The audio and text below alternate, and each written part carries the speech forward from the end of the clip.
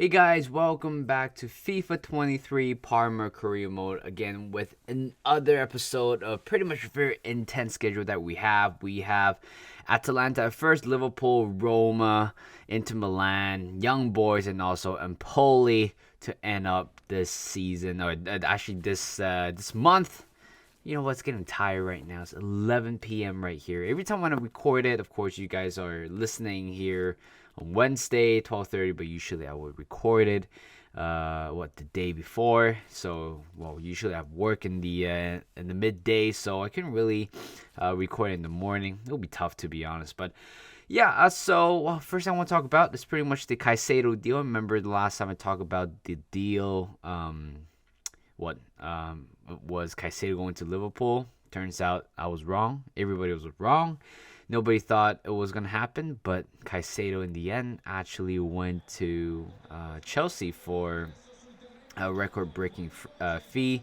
I forgot how much. It's probably 115 million pounds or euros. I know it's a big difference right there, but honestly, does he even worth that much, Caicedo? I mean, he's a very good young player, but the fact that what Chelsea has been doing for the past few years or for the past three windows, they pretty much, you know, they causes the inflation. That's what I'm saying. They pay way too much money for a good player. I'm not saying that they cannot use that money to spend play, but the fact that spending that much on a player who only had one full season last season as a Premier League player, and of course he played in the World Cup. But honestly, that doesn't quite warrant you to become the most expensive player in the world. I'm not saying that I'm salty, but the fact that they're driving all the prices up. Chelsea are driving all the players' prices up, and right now, in order to evaluate a player, a good player or not, you have to use the Chelsea model. If you think that player it's better than Caicedo, then it's pretty easy with the market, with the way how you think about the markets going. If a player is better than Caicedo, then he is going to be costing 120, 130 million, or even more than that. Depends on how you see the market in general. But the fact that Caicedo has become the most expensive midfielder in the entire world, in the entire history, just kind of baffles me quite a bit. It's honestly, with the whole market thing, is quite tiring. I don't wanna pay too much attention about it. The fact that Chelsea has been dealing with businesses like this just kind of driving me crazy, driving a lot of people crazy, and honestly, it makes football less fun than in general. Because you know what, back then, 5, 10 years ago, 20 years ago, it's very hard to afford such a good player. For example, Arsenal back then wanting to sign Luis Suarez, 42 million plus £1 in the end to try to activate the release clause. But right now, I mean, if we have a prime Suarez right now, he's definitely cost more than 100 million for sure. And back then, there's a bit of excitement. It's really tough to afford such a good player, an expensive player, and also a very good player as well. And right now, it seems like it's very easy for any teams out there to buy any players that they want, as long as they've got the money, of course. We have, Saudi owner, we have oil owner, and we have Todd Bowley as well, just to, disturbing the whole market. It's quite annoying, but it is what it is. But let's talk about this episode. Of course, a lot of stuff happened, actually. Vigneto with a broken toe. What is happening with the broken toe news? I'm kind of fed up with that, honestly, already. I mean, I already lost Pellegrini and also Esposito in that area, and right now losing to our third choice striker in that caliber. And especially Vigneto has been quite impressive for the past few games. And the fact that I know he is going to be out for another 3 months is certainly driving me crazy. I don't know what to do anymore, to be honest. It's just a very tough scenario to imagine, and which also brought me to the point where I have to call up a pretty good youngster, a 16-year-old. His name is Bianco. Of course, he was deployed as a central attacking midfielder, but we have way too many in that in that position. So I've decided to switch him into a left midfielder role. Very close scoring his first goal for the club just on his debut against Liverpool.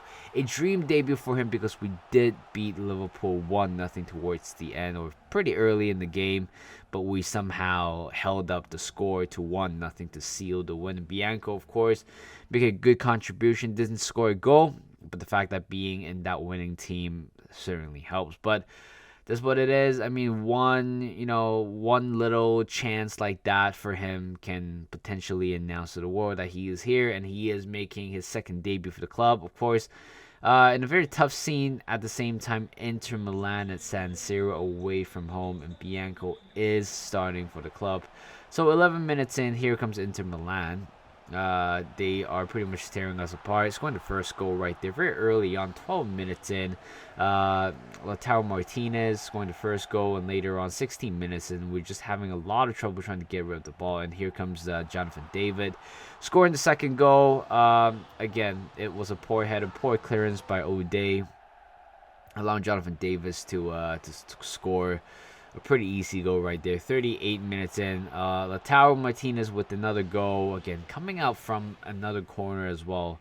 We just keep conceding goals from corners. It's quite annoying at one point. 89 minutes in, we just lost possession once again, allowing Lautaro Martinez to go through on goal. 1-1 with the goalkeeper and blast that one behind Caprele.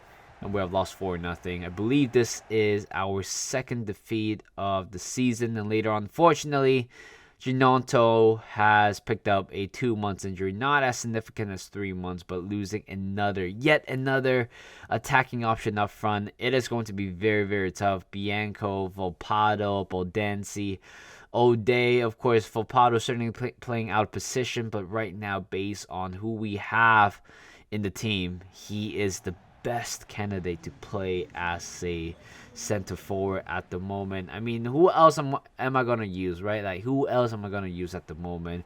Baldanzi can play as a false nine, but I would rather him as a play as a central attacking midfielder. Certainly, he is much better in that role than anywhere else.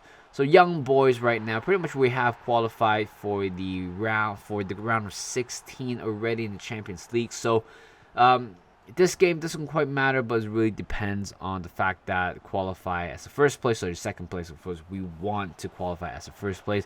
Bianco scoring his first goal right here is actually in the Champions League as well. Good save by the goalkeeper, but it was rebounded by Bianco straight at Bianco anyway. So there's no way to miss that. He scores his first goal. Congrats to the youngster. Of course, he has the exciting prospect on the attack. So this guy's certainly going to places in the future. Hopefully, I'll be able to be using him more in the later episode. So 3-1 already. O'Day scoring the third goal. And later on, who's this guy? Capopa? I forgot. Fiddy. I'm so sorry. Sometimes I mess up with the numbers sometimes. So Fiddy scoring the fourth goal. Later on, Moretti scoring the fifth goal. It was a beautiful finish. Just a very soft finish behind the goalkeeper. And we have won this game 5-1. Definitely first place finish. 15 points in the Champions League. And the last game against Atletico Madrid, certainly I don't quite have to worry about that. But after losing the game against Inter Milan, we are sitting at fourth. We drop back down to fourth place. Despite we felt like been winning quite a lot of games in the league, but I felt like we're not kind of, shaking away from whoever's behind us. And even when we try to go for AC Milan, it's a little bit tough because AC Milan certainly in this season has been quite amazing. Of course, the better team than us. So 22 minutes in, here goes Boldense on left hand side, crosses in the middle. Casale scoring the first goal with a header. 23 minutes in, this guy scored, I believe, the third goal for us in the campaign this season. This guy is it's a pretty good attacking option as a defender. But 30 minutes in, a sweaty goal in the middle. Volpato scoring another one, 2-0. Good run and also great assist by O'Day for the second goal. 41 minutes in, Volpato finessed that one top left corner, and this guy is living up to the expectation. Despite he is not a central attacking midfielder, I mean, he is not a striker. He's not a conventional striker. But every time we ask him come on to do a job for you, despite out position, he is definitely going to do that job for you perfectly. And he has scored 2 goals already in this game. And later on, Ode adding another one into his tally, 4-0. Empoli getting one goal back 15 minutes or 10 minutes after the halftime, 4-1. Right now, here comes Scalfini on the right-hand side. I have no clue why he is right there in the position, but he provides such a great assist. A much better finish by Pofado this time. A hat trick for him. And right now, it seems like we don't have to terribly miss our strikers because we have Pofado filling in the role. And of course, Bianco playing as another attacking option for the club as well. So thank you guys for watching. Hope you guys enjoyed this video. Like this video, subscribe to my channel, and I'll see you guys in a bit.